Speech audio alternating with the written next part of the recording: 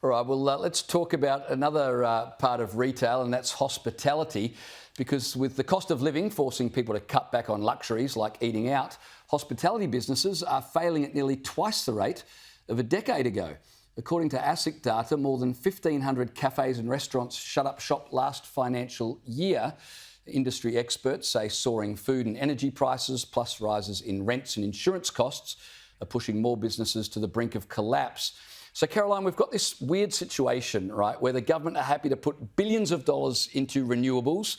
We've got huge funding for quantum computers, and small businesses, well, they get, what was it, $325 to offset their power bills. How's that fair? Well, it's not fair, but it's very virtuous of the government, isn't it, to force us all to use this type of clean energy while people are struggling to even afford to keep their heaters on or run their businesses, so it would seem. Maybe they can get one of those quantum computers to serve us our coffee and our lunches, and that could be the solution. But of course, that will see even more people out of a job. Look, there's been a 30% increase in average food costs. There's been, in the past few years, there's been a doubling in insurance costs and rent. It's just not viable for many people to continue to work in the hospitality industry. Add to that the skills and trade shortages as well.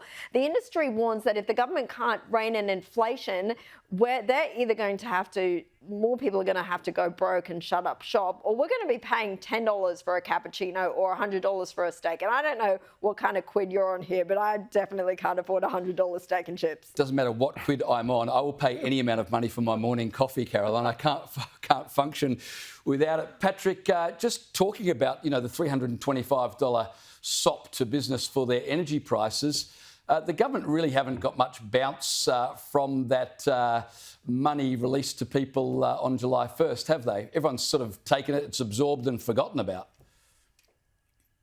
Oh, look, the last electricity bill I got was more than the one before and more than the same one last year. It hasn't really made any impact, has it? It doesn't feel like it's made any impact. It doesn't feel like you're saving any money with those energy bills. They just seem to go higher and higher.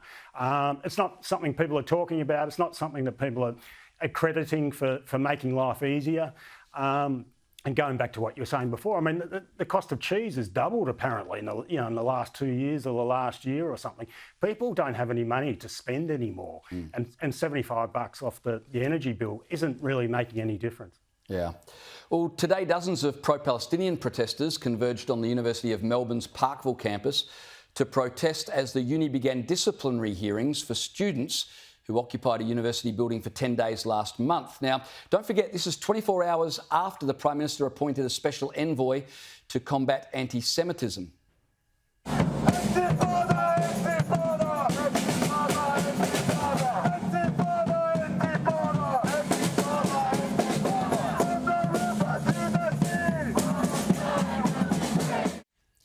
Caroline, those students who occupied university buildings for 10 days, stopping classes, intimidating Jewish students, I mean, they'll be lucky not to be expelled. Why are people protesting the disciplinary action?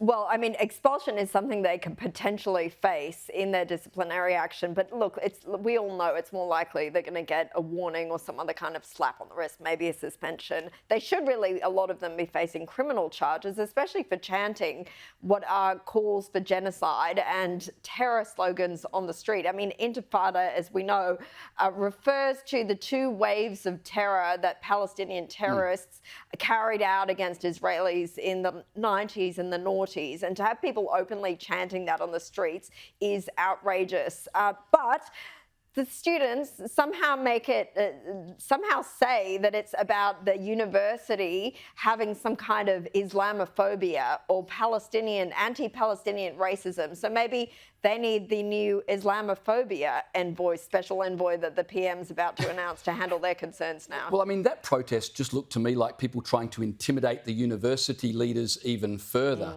So on and on it continues.